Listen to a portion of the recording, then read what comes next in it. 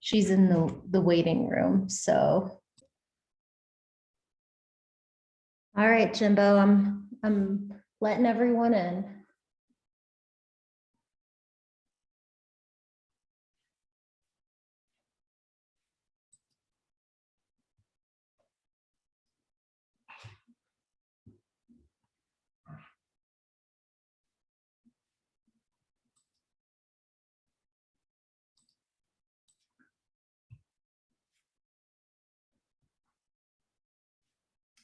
Hi, everybody. Thanks for joining.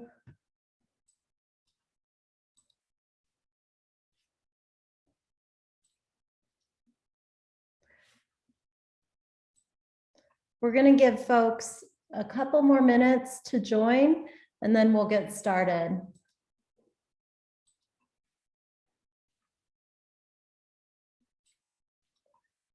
Feel free to introduce yourself in the chat.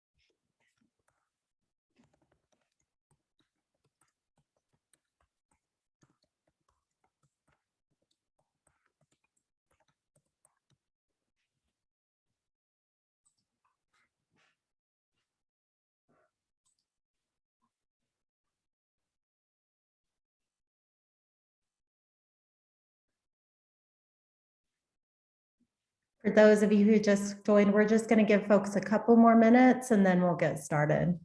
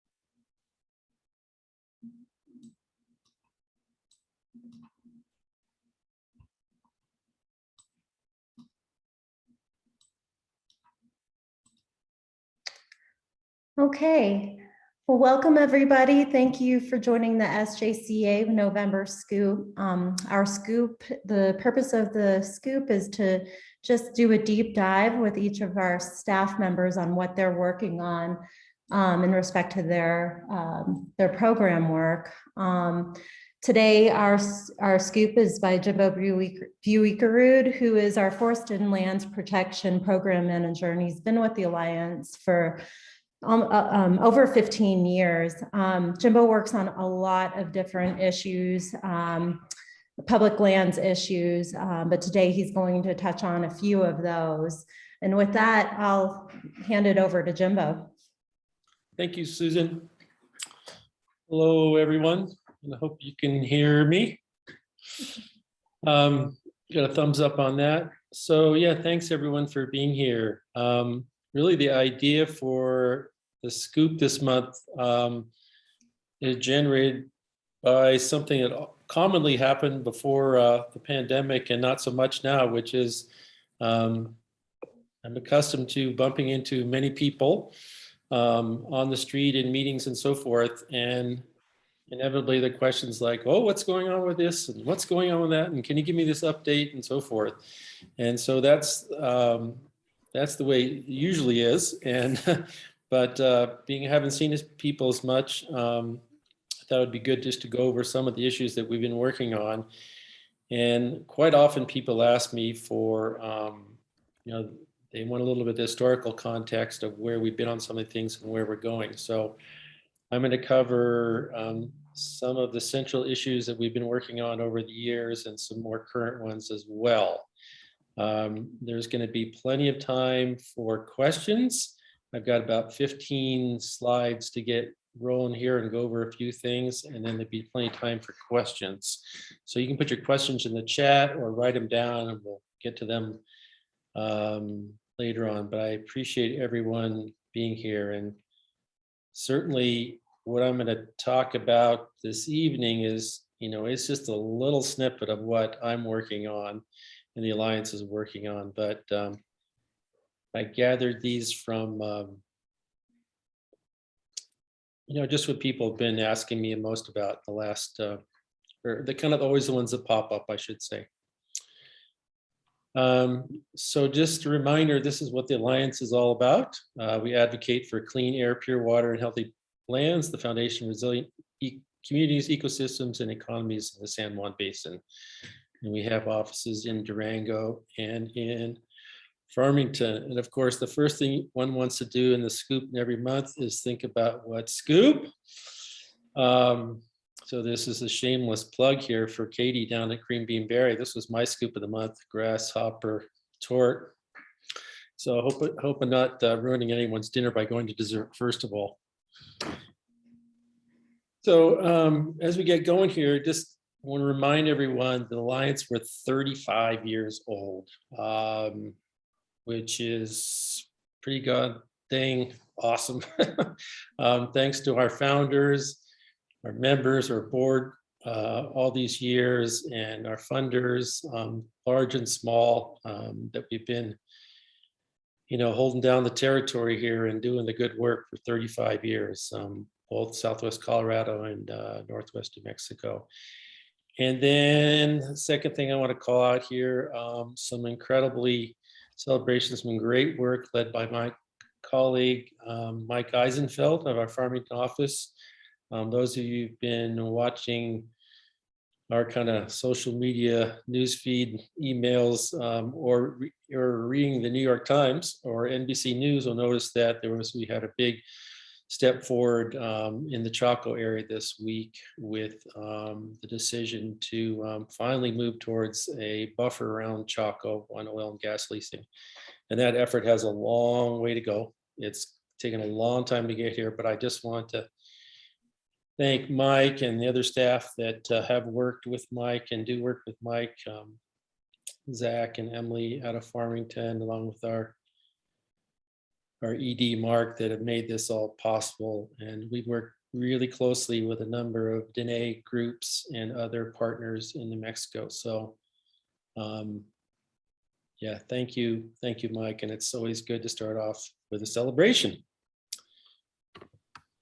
So these are a few, I've got like 10 issues here that I'm going to run through, and I just have a sort of a slide and photo per, and I'm just going to give you the overview on each one of those, not take too long. If you have a question about any of them, write them down and we'll get to those a bit later.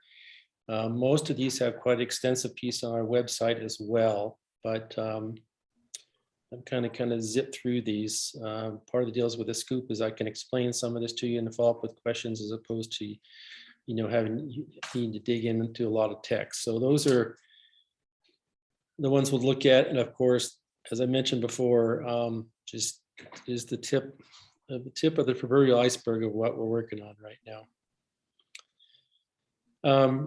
So just a little context, for each of these issues, I'm going to kind of do a little brief explanation of why we engage these, where they are, what the time frame is, the issues that are been on the table are on the table still,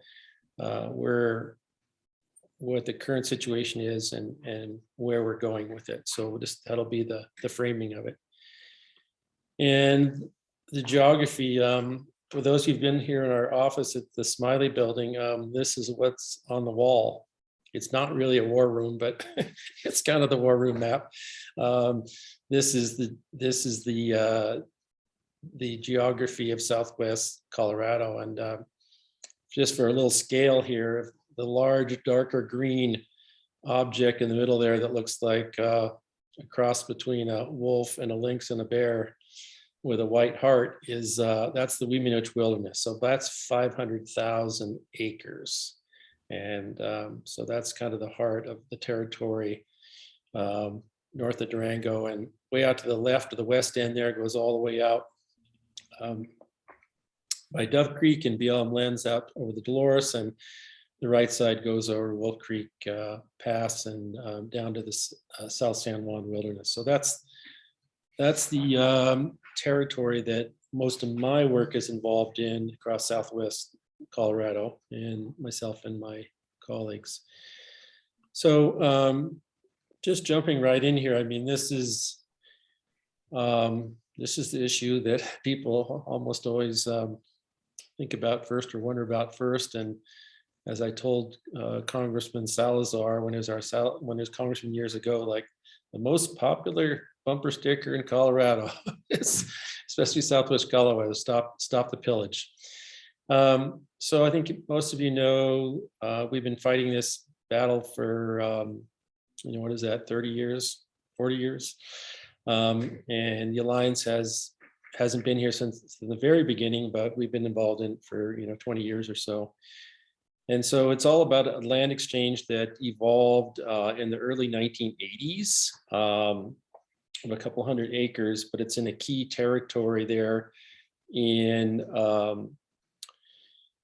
that area there on the east side of the divide is the whole connected landscape there between the Wiminooch Wilderness and the South San Juan Wilderness, as well as hundreds of thousands of acres of roadless and so forth. So it is a big wild area, except for the highway going through that and the ski area. And the ski area, is a pretty moderate ski area as they go with no lodging and so forth. So it's a fairly small footprint there. But the land exchange, for those of you who remember the scary statistics here, just to review, the idea would be the LMJV, which is a joint venture that's run by Red McCombs, would be instead of the original idea, which was a couple hundred units, would be up to 2,000 units and 8,000 people. So there is something to think about, 8,000 people on top of the pass. Absolutely bizarre place to build a city at the highest snowfall in Colorado. Anyway, just to update on that, you might remember back in 2017, we fortunate to have a ruling from Judge Mage, the late Judge Mage, that set aside the entire EIS that Rio Grande National Forest put together, and he made a number of comments about that didn't meet the muster of law and so forth. And despite that, the joint venture has come back and has kept pushing the Rio Grande, that eventually capitulated to looking at another idea of giving them direct road access to the parcel. So remember the key thing in here, the kind of the lucky little piece for us that evolved a long time ago was there is no year-round direct access off the highway to that parcel. So where it is now, it is in the courts. We're contesting the last ruling and the Forest Service involvement and all of the shortcomings of the process. So it's,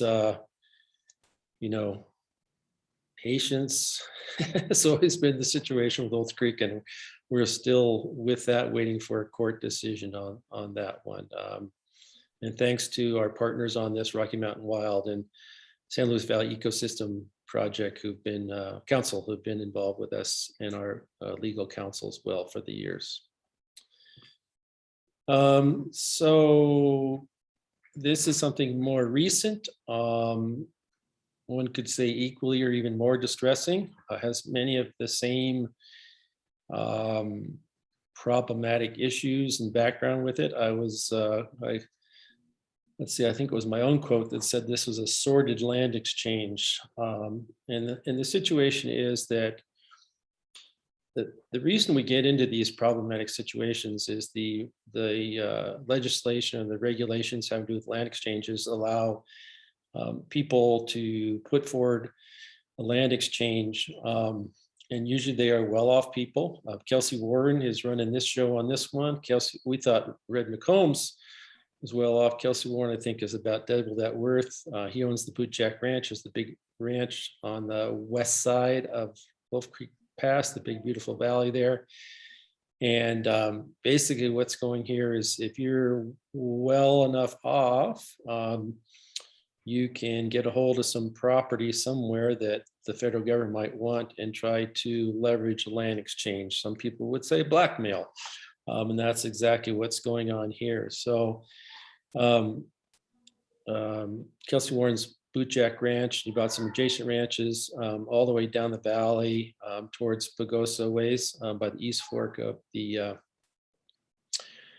San Juan, and he is attempting to get a hold of 176 acres of Colorado roadless lands. So you may remember that Colorado has its own roadless rule as of, more than 10 years ago.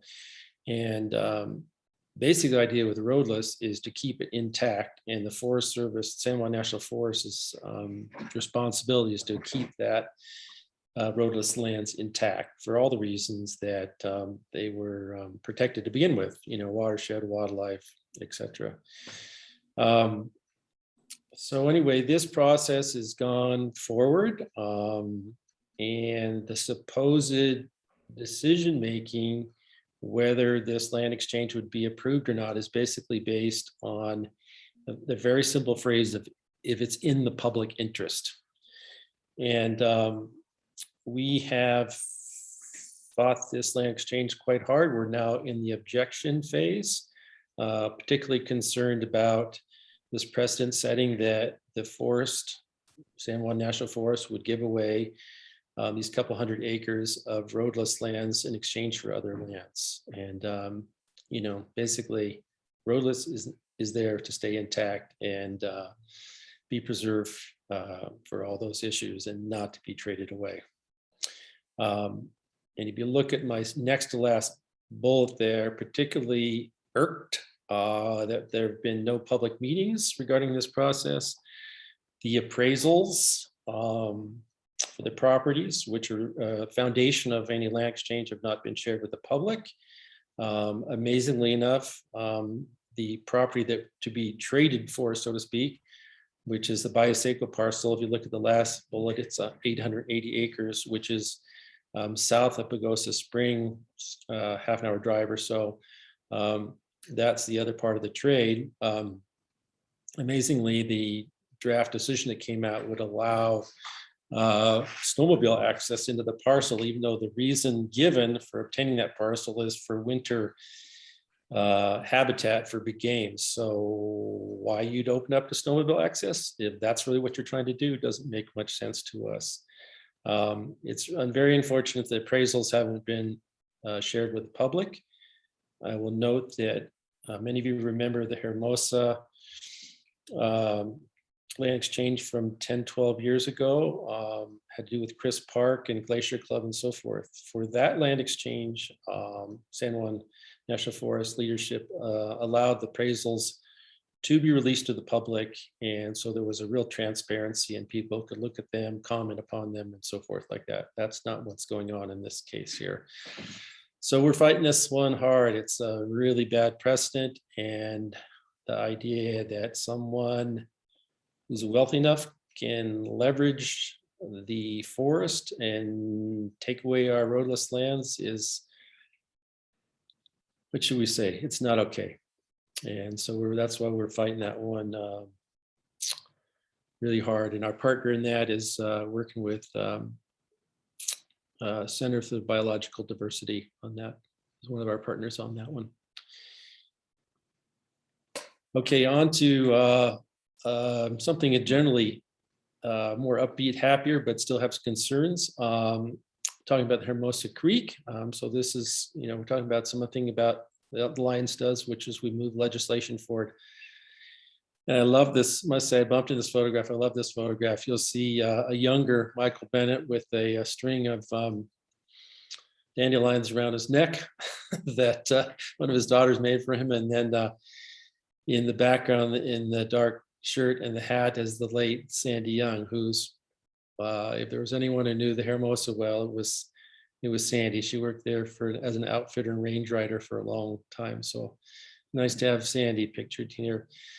So, this is an interesting story, and won't get into it too deeply. Most of you know this story, but or parts of it, which is the whole idea of protecting the Hermosa Creek Wilderness as a watershed. Kind of rolled out of a whole series of meetings. There were 20 meetings just to kind of get that process going, monthly meetings. And this was out of what was called the River Protection Work Group, which was a process initiated by San Juan Citizens Alliance, our water lead at that time, Chuck Warner, in conjunction with the Southwestern Water Conservation District. So kind of two sides of the pole sitting down there to try to figure out if there was a way to go forward and have some protections here that were short of Wild and Scenic River, but were strong protections for the Hermosa Creek drainage. And the really cool thing about this was that the community rallied around this in such a big way, and that evolved into bipartisan support from our Democratic senators and from Republican congressman at that time, Scott Tipton.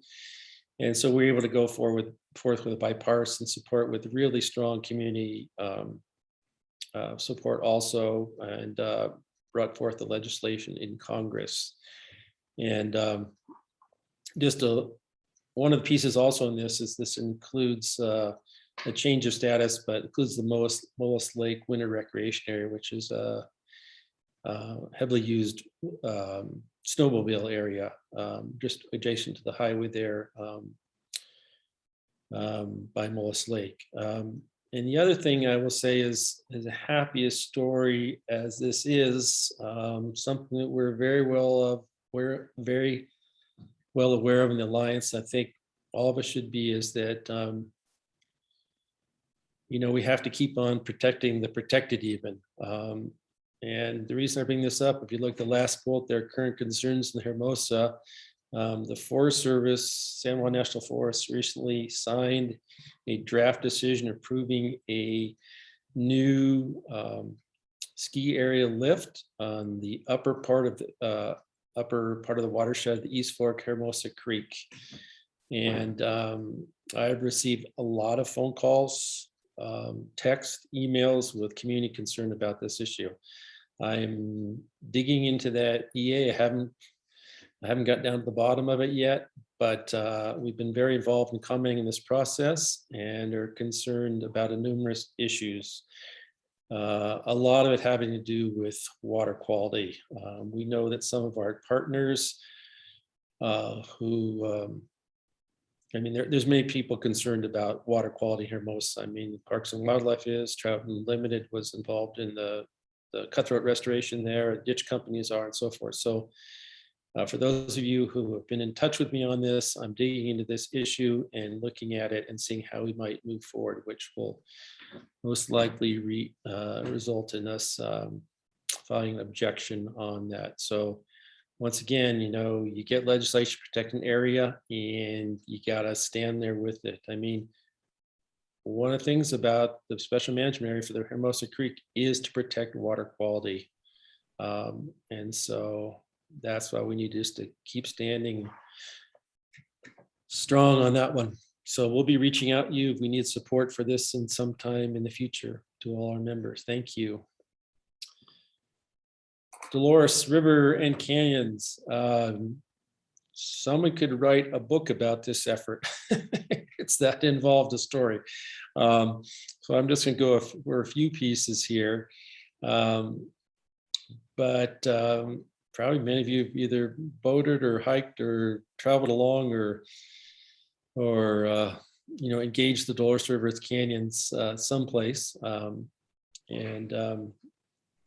most of our efforts, and I'm speaking of here, having to do with the Dolores River and canyons downstream of McPhee Reservoir.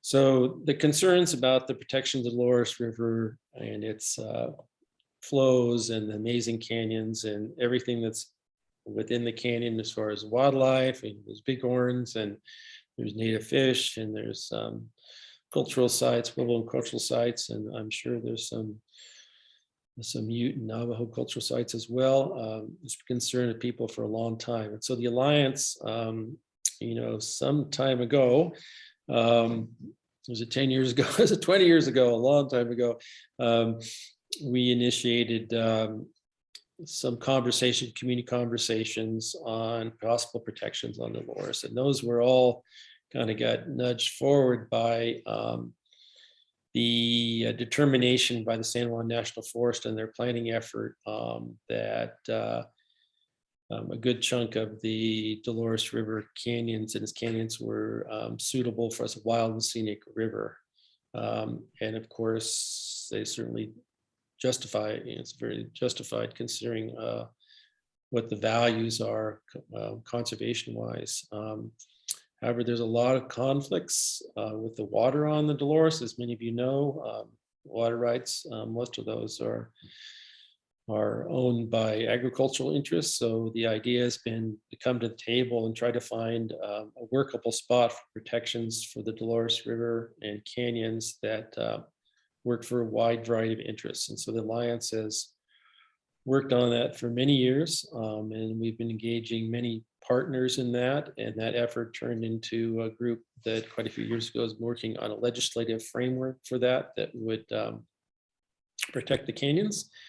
This has involved also gaining a lot of research about the native fish and the flow dynamics in the canyon and so forth. And so all of this, just to fast forward all this to right now, is that after an ask from Dolores and San Miguel counties, Senator Bennett has put forward, in conjunction working with the counties and a group that's been working on legislation for quite a few years, a draft legislation that he put out for public comment recently to turn Dolores from McPhee, starting at McPhee downstream from there into a national conservation area. And national conservation area is a type of protection where you can kind of fine tune a lot of the protections that are within that legislation. So that effort is underway now, and more work is being done with stakeholders and so forth. So it's come a long way. It's still got a ways to go. Unfortunately, the Dolores River Canyon has changed a lot since the dam was built. The low flows below the dam have been very challenging for the riparian corridor and the fish, etc. So stay tuned on that one. We'll be asking you to weigh in as that effort moves forward. And I think Senator Bennett's planning to open to sponsor that legislation, in sponsoring it for sure, but to introduce it.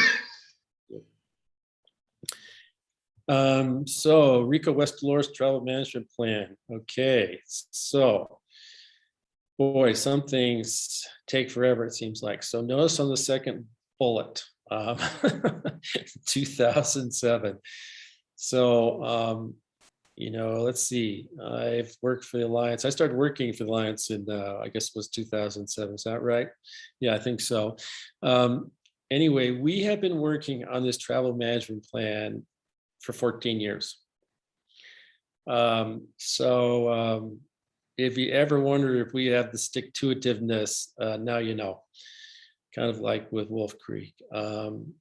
This travel management landscape is basically from, if you go up the Dolores River to where Bear Creek takes off to the east, it's that area from Bear Creek all the way up to Lizard Head, up to the Divide, and includes all the way over the West Dolores. So it's that acreage in there, which I can't remember quite now how many acres that is, but it's a big territory here. And as you know, there's a lot of wild areas out there. I think there's 6 Colorado roadless areas in there.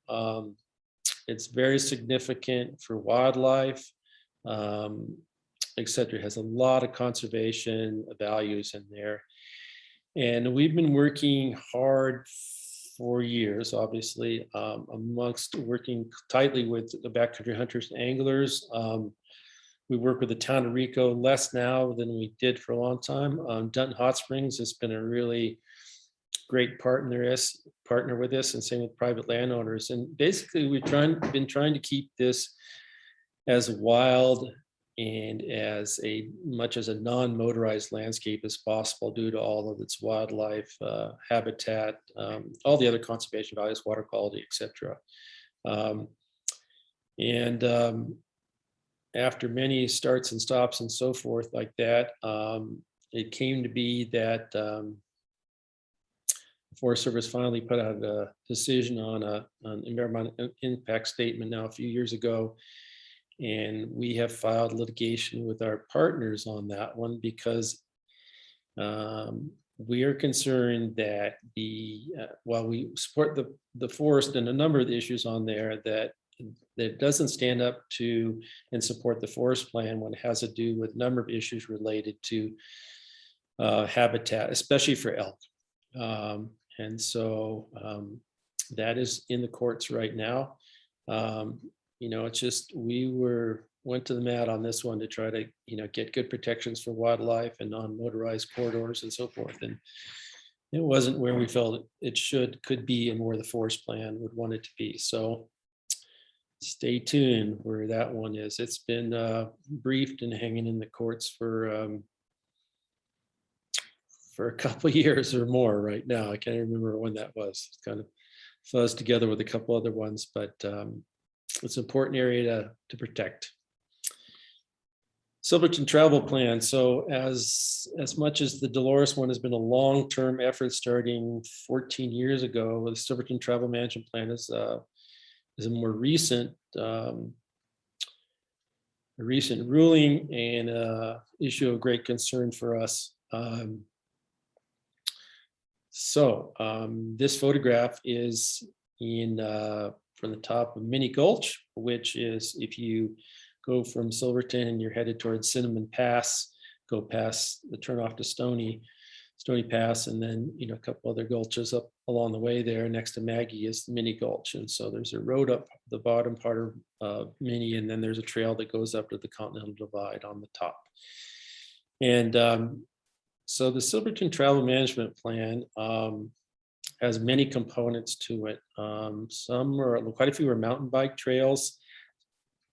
Some around Mollis Lake, and some right behind Silverton and so forth like that.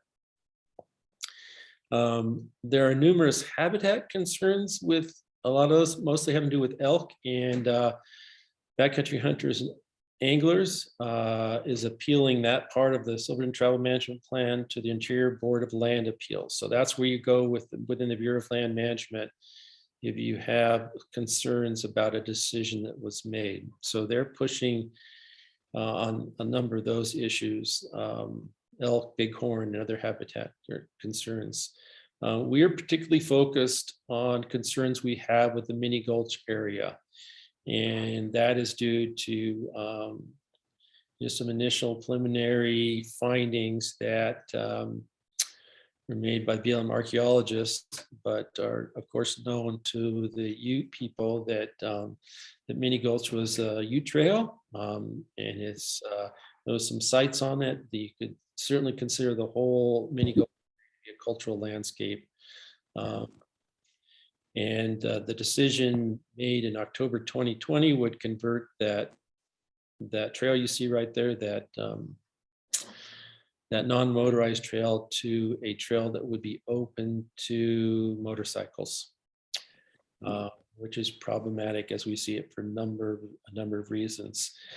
San Juan County has great concerns about this as well. You could summarize it by saying that the commissioners, when they decided to join this appeal with us a couple of years ago, maybe not a year and a half ago or so, they thought they had plenty of motorized routes in the county. And every time there's a new motorized route, it stretches their ability to enforce, respond to rescues, and just numerous issues, environmental impacts, and so forth. That so San Juan County joined with us, and we are together appealing the mini gulch component of this decision. So that is now before the Interior Board of Land Appeals, and those decisions sometimes take a couple years to decide. If you haven't been up Mini ever, go up there. It's a beautiful alpine landscape, and it's one of the few in the Silverton area that is non-motorized, at least the upper part, a mile and a half on the top is non-motorized, and we want to keep it that way. So we are digging in our heels on that one, and working closely with San Juan County on this one. And we know that the Ute tribes, especially the Southern Utes, have serious concerns about motorized route up here across this cultural landscape that, that's been their heritage for a very long time. So here's jumping over to something that's lesser known, but kind of an interesting, this maybe a little more of an educational piece for people, which is good. If you look at the map there, you can maybe zero in Durango, which is in very small writing there, but to the left of where it says Horse Gulch. But if you look at, there's 3 areas, all with brown text: Parents Peak and Animas City Mountain, one's Horse Gulch and one Lake Nighthorse. And if you look, you'll see that around those 3 areas is a brown line. And that happens to be a very important brown line. This is a mineral withdrawal. And so mineral withdrawals for fluid gas, for fluid minerals, which oil and gas would be, and if there are other ones too, like if there were carbon dioxide, this is a mineral withdrawal that was effected through federal legislation as part, or sort of a sister to the Hermosa legislation. And I bring this up for people to understand. Most people don't quite get that if this hadn't happened, we might not necessarily have the protections that we have close to Durango, but in La Plata, County, central La Plata County in general, that protect a lot of wildlife areas and a lot of recreation areas. So if you look at some of the blue in there a little more closely, you'll see that those are wildlife areas, state wildlife areas, which really don't need oil and gas drilling with them. And then some of the most prized areas for recreation, you can see Animas City Mountain is there. You can see the whole Horse Gulch area and so forth like that. So this piece of legislation, as I said, passed in 2014. Seldom known, but very important to many of the interests, values, natural values, recreational values. And it just, I want to show this to you partly to know that this is a tool that can be used. And, when we think that there's values out there that, in certain areas that are, trump, so to speak, other values that are more important, like this, these are not, these weren't necessarily strong potential areas for oil and gas, but their better uses for wildlife and recreation was the judgment of this going forward in this legislation. So it's a tool that we could use other places as well. But I think a lot of people don't know how that works. But in order to do withdrawal of mineral leasing, that is a congressional decision on that. So hopping over to the east. So this is a photograph here, a little bit of hazy, probably smoky day, but from the HD Mountain Roadless area out to Chimney Rock National Monument. And, I'm always bumping into people who haven't been to Chimney Rock. If you haven't been to Chimney Rock, it is an amazing locale. And I totally encourage you to get there. In the group that does the interpretive work there does a great job of that. So the tours and so forth are first class. It's really, yeah, it's an amazing place. Biologically diverse, culturally, rich cultural history from tribes that have utilized the area, and yeah, it's cool. So anyway, Chimney Rock was part of the San Juan National Forest, and the idea was, significant enough. Let's move it along to a national monument. We tried to do that through legislation. It was moving a little too slowly, so it became a monument through a proclamation signed by President Obama. And then adjacent to it, like in this territory that the photograph was taken in, that's in the HD Mountain, Colorado roadless area, which used to be a much longer, larger, so to speak, roadless area. And it's been definitely impacted by oil and gas development. Fortunately, about 25,000 acres is in roadless now. That unfortunately, it's also true that there's some cherry stemming and some, because there's some old leases in there, there can be some oil and gas development within the roadless. If you haven't been to HDs, once again, wander in there. A quiet, big territory with lots of wildlife. Towering ponderosa is an amazing place. But one of our concerns here, if you look down in the next to last bullet there, was that in March of this year, there was a lease sale, oil and gas lease sale. This is a lot of the target here is natural gas out of the Fruitland Formation that was rolled out for, I can't remember the acreage right now, but hundreds of acres. I think it was more than 1,000, 1,200, anyway, a lot of acreage in the HD Mountains on the east side and around Chimney Rock. And I have to say, I was nothing less than appalled that some of these leases that the BLM was putting forth, most of them were Forest Service surface land, so BLM leasing the federal minerals underneath them there was one within a half a mile and another within 3/4 mile of Chimney Rock National Monument. So unfortunately, when Chimney Rock came through the proclamation and its management plan, it just protects tightly within the boundaries of the monument, which are not very large. They're not much larger than you kind of, when you look up there and you look at the immediate surrounding area and the hillsides that go down to the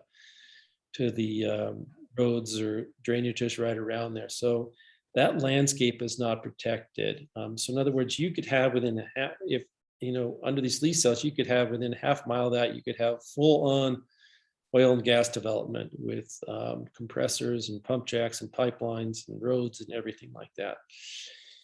The good news is that those leases right now are deferred. So that means the pause button has been pushed. Unfortunately, this is a decision made, a quiet decision made within the Department of Interior earlier this year. And so the idea will be take a look at were those, should all these leases stay deferred? Should some go ahead or whatever? But for right now, they're on hold. And so we should be thinking about possibilities here to what we can do to protect the HD Mountain and Chimney Rock, that landscape, which could include something like a mineral withdrawal, like we just looked at that previously that was done, around Parents Peak and Horse Gulch and Lake Nighthorse and so forth like that. But it's an amazing landscape, culturally, biologically, et cetera. And what my general thinking about oil and gas is, yeah, well, we're going to have natural gas development some places, but do we need to have it in some of these most remarkable places? I think not. So on to a look at Canyon of the Ancients National Monument, including some comparisons with Chimney Rock. So once again, Canyon Ancients was brought into being by a proclamation signed in 2000, and it's a big territory, 176,000 acres. So basically from, us old timers like to still call it 666, the highway over to the Utah line, and then down and even across the McElmo Canyon Road to the west side of Sleeping Ute Mountain.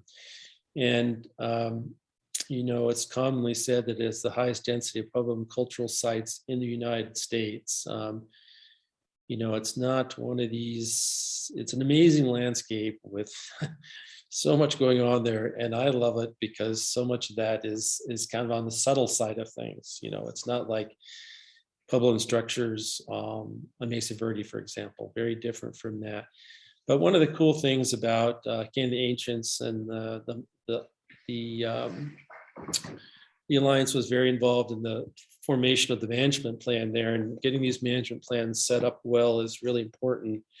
And we had great support from the archaeological community and from some of the tribes as well. And that was to protect some of these cultural sites in a more of a landscape scale.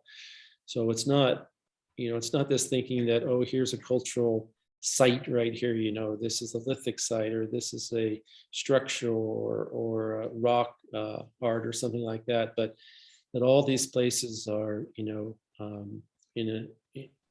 wider scale, are connected to one another, integrated, they're part of the landscape. And so fortunately, that legislation, that management plan has helped us with some of the protections on and the development pressure that's on there. So there's you may know that there's a lot of carbon dioxide extracted under Canyon of the Ancients. Those were all valid existing rights that were approved to go forward with the monument. But the catch with the management plan is how those are developed has given us some leverage on that they're done, which you could say reasonably well, is certainly better than it could have been without that. And once again, so we don't have that kind of big cultural landscape piece across the landscape around Chimney of the Rock that we do in Canyon of the Ancients. And also just kind of an odd little piece here is that actually Canyon of the Ancients has grown by thousands of acres since the proclamation due to landowners wanting to sell adjacent pieces of parcels to the BLM to expand the monument. So that's kind of been an exciting piece. Okay, so switching here, that's a lot of things that you can see this sort of some scale, some of the things we worked on temporally, geographically, and related issues for some time. And just kind of looking where we are now, you can see there's a number of issues that we're working on that we need to keep on. We need to keep protecting some areas that we thought were adequately protected, like the Hermosa watershed. Well, actually, some of these places, Canyon Ancients. Here's Roadless. It's under assault by San Juan National Forest. Is supposed to be protecting it. So, we need to continue to be guardians of those, and that's why it's so great to have members and all the support we have to do that. But looking ahead, we're also like, what else can we do? So just to zip through this before we get to our questions, which is, so federal legislation is a good tool. That's how we got with Hermosa protections. Right now, the San Juan Wilderness Act, which is part of the Core Act, is out there, what should we say, circulating in Congress. We'll see if there's some agreement between the House and the Senate to move that forward. I talked about the Dolores NCA legislation, which Senator Bennett seems inclined to introduce in 2022. And that legislation addresses a number of these things here. Some wilderness special management areas, wild and scenic rivers, of which you may remember that there's only one wild and scenic river in Colorado. Whereas there's some states that have dozens. We're a little behind the curve on that one, but that's a federal legislation piece, wild and scenic rivers. So that's a possibility. Mineral withdrawal, we just talked about that. And then if you don't get anywhere with some of these legislative pieces, then as we've seen with Canyon Ancients, Chimney Rock, and bears ears and so forth, that through the Antiquities Act, there's presidential proclamations that can form national monuments. Also, there's some things that have to do with just how we go about business and what the rules are. So I'm just knowing this is policy and protocol changes. There's reasons for why there's only one very involved situation, but why there's only one wild and scenic river in Colorado. And so that's something that we need to move forward, break open, and there's no reason really that there can't, shouldn't, and there won't be more. There's just a lot of fear around wild and scenic rivers, like having worked closely with these issues in Southwest Colorado, many people are concerned about them on concerns that are baseless when you look at the legislation and what's happened elsewhere. The land exchange rules, as I've noticed talking about these land exchanges, are very much slighted towards those who want to affect the changes, and which pulls away from what they're supposed to be about, which is about public interest. Two of these big battles we're in now are clearly, from our point of view, not in the public interest. And then I put the triple bottom line approach here because I am frankly getting tired. I'm kind of over with people saying, well, it's important economically. Well, there could be there's the old thing on economics, which is to write around dollars, but there's a lot more to the economics. It's like either your triple bottom line or the much wider approach of the long term of like the health of the ecosystem and ecosystem services and so forth. Yeah, so we need to push that along into a lot of the decision making made by agencies, especially federal agencies. Management plans are really important, as I noted with like Canyon Ancients. So the BLM's Gunston Field Office is to start rework theirs last year. If the Dolores NCA legislation comes through, then we'll need to have a management plan there. And then, maybe there's someone from San Juan National Forest listening out there today in leadership position, but the San Juan National Forest has been dragging their snowshoes and skis and snowboards and so forth on winter travel planning for a really long time. And it needs to happen. It's of no service to our community if we don't get winter travel planning done and can take care of some of the conflicts and figure a few things out. And then a couple things on just biodiversity, habitat type of things, especially now that the Alliance now has its first time full-time dedicated wildlife biologist in Gary Skiba, and is working on the wolf issues. But there's other species, possible species reintroduction pieces, and there's some good local efforts starting to go on with restoration of beavers in the environment and how important they are and how much they are missing as a keystone species. So just go to questions here. I just want to really sincerely thank people that are members, that contribute to us, ask me questions, provide support, say thank you. And those of you who work specifically on issues, it's so great to have people who know the territory and bring forth their ideas about how to manage things and take care of things. And then a lot of our partners worked with a lot of elected officials to move these things forward. And of course, sometimes we have luck and good providence, and sometimes we don't. Of course, the wild creatures out there. So I think we're going to switch over to questions or concerns. I thought I'd just have, maybe someone would be concerned here that I was surfing a hot saw here, but I survived. And I'm okay. So let's switch over to questions. Susan, do you want to help me with that one? Yes, there were a couple of questions that were in the chat. And Jimbo, if you want to unshare your screen, then we could see if folks raise their hand or what have you. From Norman Norvell, he had asked early on, how about the new Texas company going for the Mancos oil and gas play near Ignacio? Sounds like a lot of drilling, fracking, and activities. Does some of this include the HD mountains?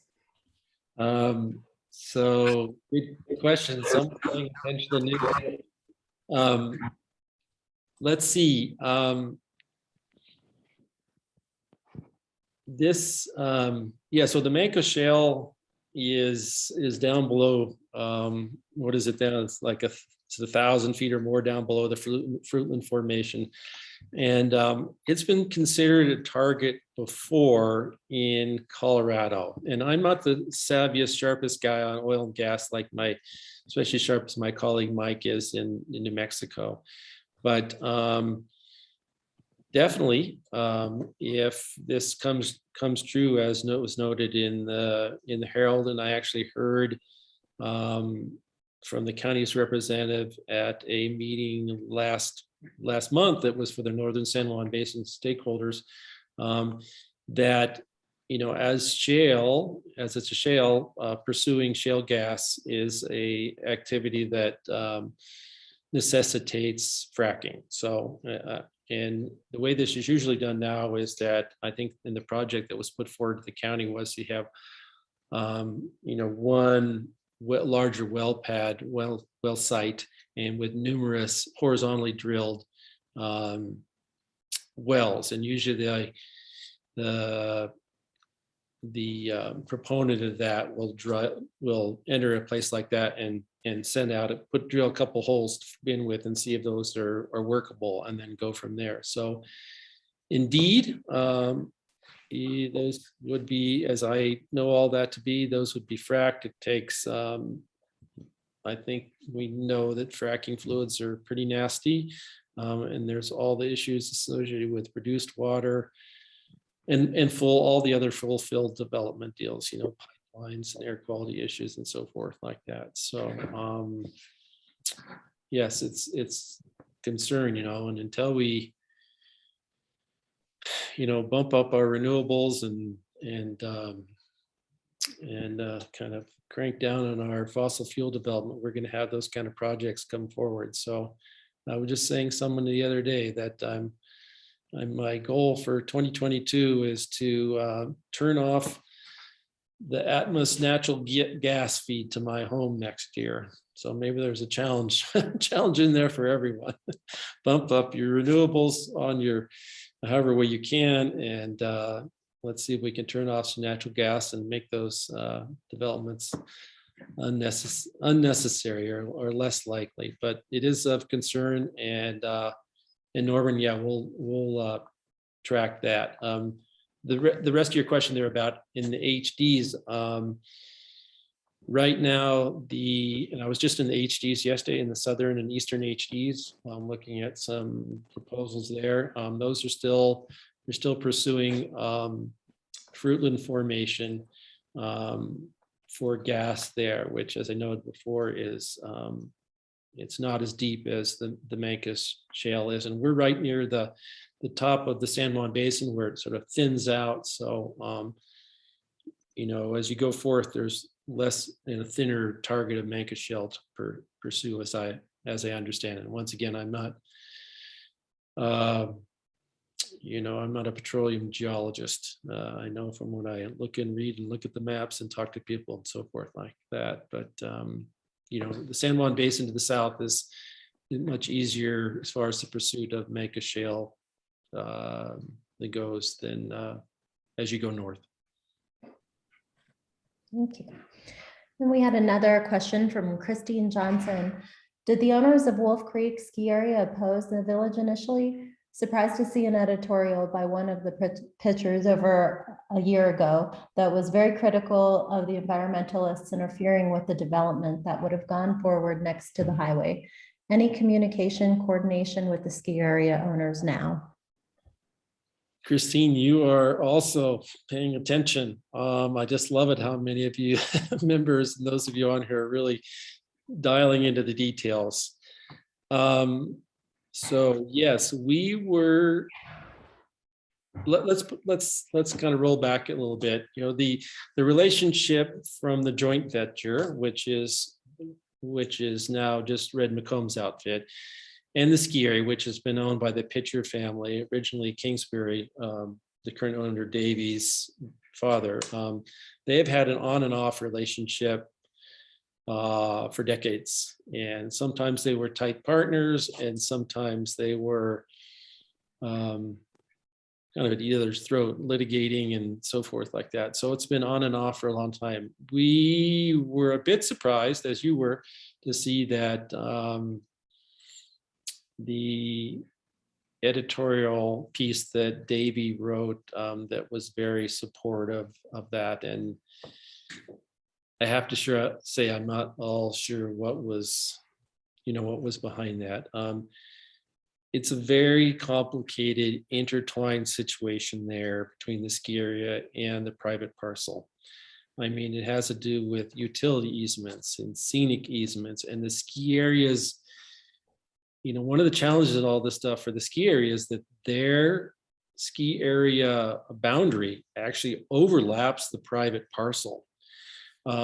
So to try to separate the two interests in, what do you say, all of the pieces it's a bit of a mess. I mean, it's very, very complicated. So I don't, I haven't been, though over the years I've talked to Davey now and then, Mr. Pitcher about it. I haven't talked to him more recently to see where he is on it, to be honest. Yeah, I just don't know. I mean, we've, I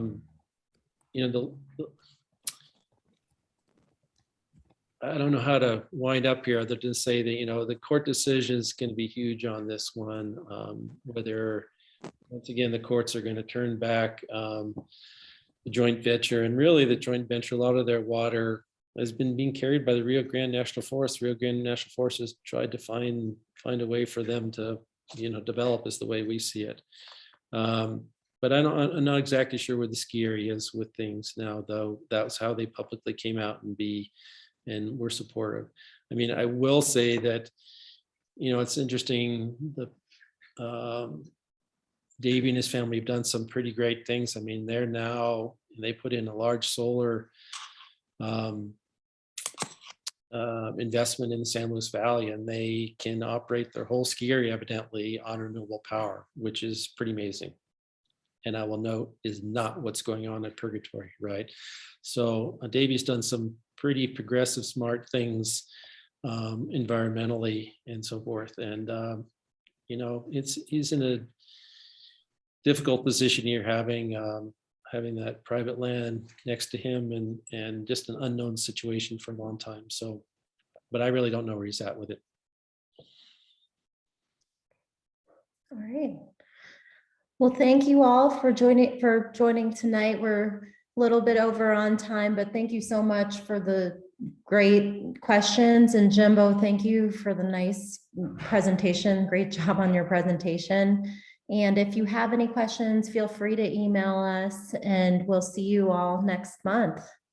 Thanks so much. Thank you, everyone. And once again, feel free to contact me. And our website has a lot of detailed information on many of these issues. For example, the Wolf Creek timeline and Dolores and so forth like that. But at least I hope that this gives you a spectrum of what we're working on, how long it takes to stay with some of these issues, and how we have to, even after we think they're settled out, is to hang really tight to make sure that these landscapes, the protections are taken care of for the long term. So thank you, everyone.